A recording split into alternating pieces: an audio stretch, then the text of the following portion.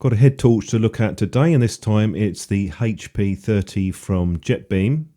Have a couple of items that the company sent in, so I'm going to look at this one first. There are a few typos and mistakes with regards some of the spec, but I will cover that a bit later on. Onto the unboxing now to show it to you in a bit more detail. Very simple bundle that we get with this headlamp. We have a user manual which I'll put up on screen a bit later on. And in addition to that, we have a micro USB charging cable. Moving on to the head torch now, I've put some of the information up there for you. You'll notice we have a smooth reflector with the main LED. The red LEDs, there's 3 of them. They are on the top right hand side, and beneath that there are some motion sensors. 2 switches on the top. We have the power and the sensor control. You'll notice the lip at the top there with the plastic. This is actually sealed, so you can't open that up, at least not easily. So the battery on this is built in and they've sealed it all the way around. Here's the port cover for the micro USB port.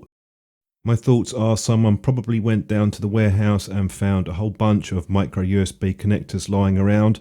So that might explain why we see micro USB on this.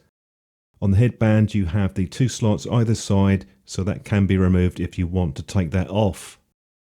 There's your adjusters on the side. Quality on this strap is very good. It's quite thick and it's also quite wide. Moving on to the UI now, the power button cycles the high, low, red and then off. It always starts at the lowest level and it's a long press to turn it off. Sensor button is on the left hand side, and that just simply turns it on or off. You'll see when it's on that the blue LED that comes on. The range on this I've measured at about 20 centimeters. Sometimes it's a fraction more, but it's around that level. Another useful feature with this is that it does remember the last setting that you're on. So for example, if you set the red LED and then put the motion sensor on, then it will just activate that. If you long press on the sensor button, that will give you a sort of beacon mode, so it flashes continuously every second. Quick comparison next to the Olight, which I have been using for quite a while now. They do have pretty similar outputs, about 200 lumens at the top end. Both of these head torches do drop down the top level.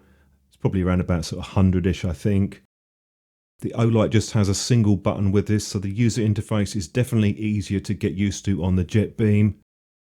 It's a perfectly decent head torch, but the red LEDs are quite low power, only really useful for sort of a foot or so distance in front of you. The build quality on the case and the head strap is definitely better on the JETBeam. Built-in battery versus AAA, sort of down to taste really on that one. Quick charging test that I did on the JETBeam, can be powered when charging, and it came in at just over 1500 milliamp hour, taking just over 4 hours to charge from flat. Kelvin's 6200, so perhaps not quite as cool as some of the cooler white emitters that I've seen. So we've got quite a decent capacity battery on this. The run time's about 8 hours on the lower power level. Moving on to a few of the beam shots now, just to give you an idea. The Unicorn, 850 lumens with quite a warm emitter on that. The Olight is rated to 200 lumens and you have an optical lens on the front, so that's why we get a sort of big diffused hotspot with that head torch. The JETBeam does seem to have a bit more intensity in the middle, and it also spreads out the light a bit more as well, and you'll see that more evident with the close-up shots that I'm going to come on to now. There is a bit of PWM on the JETBeam with a lower power level. That may or may not bother you. It's not really going to be an issue for many people unless you're using it to take pictures or video clips where you get that sort of banding or flickering. You'll notice even at the lower output level, this does have a pretty decent range on it compared to a lot of head torches that I've tried. This isn't a sort of wow specification head torch, but I've actually enjoyed using this. Have a look through a few more beam shots, see what you think, and I'll just give you a quick conclusion at the end.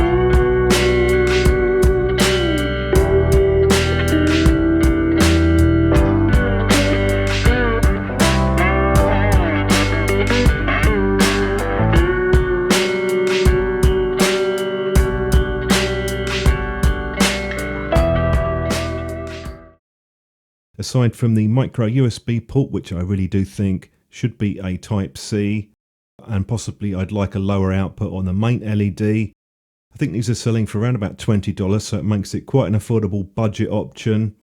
Got a good beam profile, decent range, good battery endurance. It's certainly a cut above some of those discount head torches that I've seen in some of these hardware stores flying around.